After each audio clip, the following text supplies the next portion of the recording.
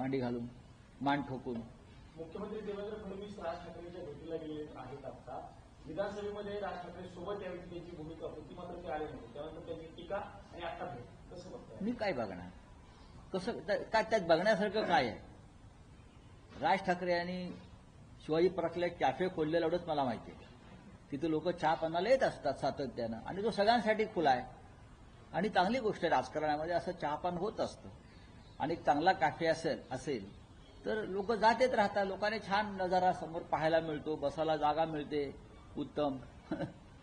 गोपीनाथ मुंडे यांच्यावर प्रेम करणारे कार्यकर्ते जर एकत्र आले तर एक राजकीय पक्ष तयार होऊ शकतो असं पंकजा मुंडेंनी म्हटलं. मग करावा, स्वतः त्यांनी पुढाकार घ्यावा ना.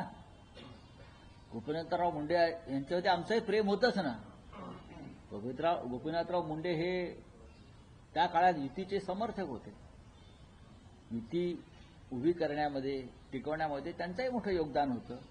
आणि आता पंकजाताईला वाटत असेल की एक नवीन पक्ष स्थापन करावा मुंडे साहेबांच्या विचारधारेचा, तर त्यांनी नक्की पुढाकार घ्यावा. त्यांना आमच्या पूर्ण शुभेच्छा. धनंजय मुंडे यांच्यावरती होत असलेल्या आरोपामुळं, कुठे धनंजय मुंडे किंवा मुंडे परिवारावरती होत असलेल्या आरोपामुळं त्यांनी असं कुठे सांगून सरकारला इशारा दिला का? असं आहे की धनंजय मुंडे यांच्यावरती कोण आरोप करत आहे? भाजपचेच लोक करतायत. अंजली दमाने असतील, सुरेश धस असतील, हे कोण आहेत? हे देवेंद्र फडणवीस यांचीच माणसं आहेत पूर्णपणे. आणि त्यांनी ते वारंवार धस यांनी जाहीर केलेलं आहे, मी त्यांचा चेला आहे म्हणून.